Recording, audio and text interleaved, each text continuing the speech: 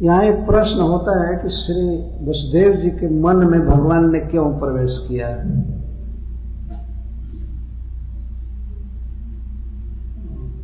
श्रीमद् भागवतम के टीकाकारगण इस पर अपनी अपनी सम्मति देते हैं कि मन में क्यों प्रवेश किए, ऐसे ही क्यों नहीं प्रकट हो गए, अथवा देवकी के मन में या देवकी के उदर में भगवान क्यों नहीं चले गए, वसुदेव जी के मन में क्यों प्रवेश किए। इसका एक कारण बताते हैं, एक भक्त बताते हैं। भगवान ने सोचा कि इस अवतार में हमें गोचारण करना है, गाय चराना है। तो संस्कृत में गौ का अर्थ इंद्रिय भी होता है और इंद्रिय का नायक है मन। इंद्रियाणाम मनश्चास्मि, भगवान कहते हैं गीता में कि मैं इंद्रियों में मन हूं। तो भगवान ने सोचा कि गौ को चराने वाला, इंद्रियों को चराने वाला जो गोपाल है, इंद्रियों का पालन करता है, वो है मन।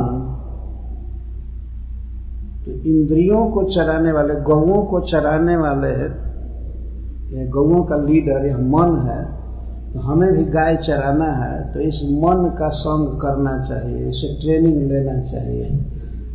मन गौओं को चराता है, तो मुझे भी गायों को चराना है, घेरना है, सबको कंट्रोल में रखना है। इसलिए भगवान मन का एसोसिएशन चाहते थे, इसके साथ रहकर कुछ दिन ट्रेनिंग लेंगे गाय चराने के लिए। यह हरीश्वरी जी अर्थ करते हैं। यह स्वाभाविक है। गोचारण के लिए भगवान गोपति का संग कर रहे हैं, मन का संग कर रहे हैं। तो दूसरा कारण बताते हैं हरीश्वरी जी, भगवान ने ये सोचा कि आज तक लोग यही प्रचार करते हैं कि भगवान श्री कृष्ण मन और इंद्रियों से परे हैं।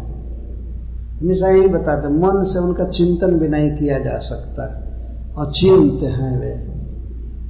इस बात से भगवान को बड़ा दुख हो रहा था कि हमारे भक्तों के मन को विचलित किया जाता है। वे सोचते हैं कि हम मन से कृष्ण का चिंतन नहीं कर सकते हैं, हम मन से परे हैं। इसलिए भगवान आश्वासन दिए भक्तों को कि आप चिंता मत कीजिए, मेरी जो भक्ति करते हैं उनके मन में मैं स्वयं आ जाता हूँ, स्वयं ही प्रवेश कर रहे, मन में प्रवेश करके भक्तों का उत्साह बढ़ा रहा है। मन भगवान को नहीं पकड़ सकता, परंतु भगवान मन में आ जाएंगे तो उनको कौन रोकेगा। मन में आ गए। मन आनक दुंद आविवेशांश भागे न। तो भक्तों के इस विचार संकट को भगवान ने दूर किया और दुनिया को उपदेश दिया कि ऐसे मत कहो कि भगवान मन से परे हैं।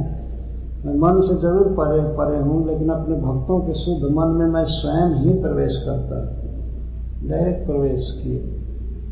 इस तरह से भगवान शिक्षा दे रहे थे।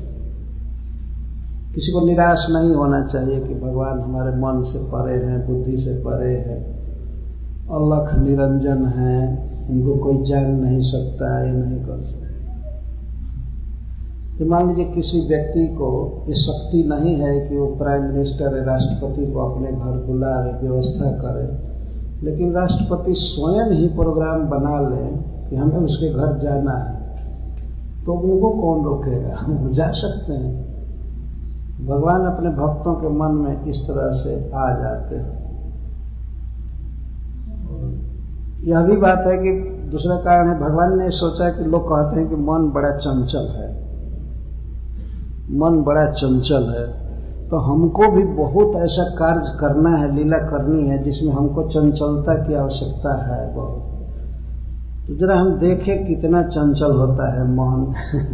तो मन का एसोसिएशन कर रहे हैं। जैसे रासलीला में अनंत कोटि गोपियों के साथ नाचना है, इधर उधर घूमना है, ये होना है, बहुत बहुत होना है, बहुत बहुत काम है, और मन बहुत चंचल है, एक समय में ही बहुत बहुत दूर जाता है। तो भगवान उससे चंचलता की शिक्षा ले रहे हैं। और गीता में जब उन्होंने कह दिया कि इंद्रियाणां मनश्चास्मि, मैं इंद्रियों में मन हूँ, तो मन भी भगवान का प्रतिनिधि है, तो अपने प्रतिनिधि से भगवान संग कर रहे हैं। मन में और उनमें अंतर नहीं है। एक बार भगवान ने कह दिया कि इंद्रियों में मैं मन हूँ, भगवान मन है, मन उनका रिप्रेजेंटेटिव है, इसलिए मन का संग कर रहे हैं। इस तरह से अनेक कारण दिए गए हैं।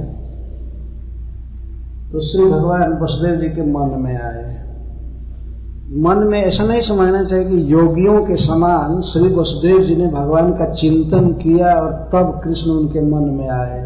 नहीं, चिंतन से मन में नहीं आए, भगवान साक्षात उनके मन में प्रवेश किए।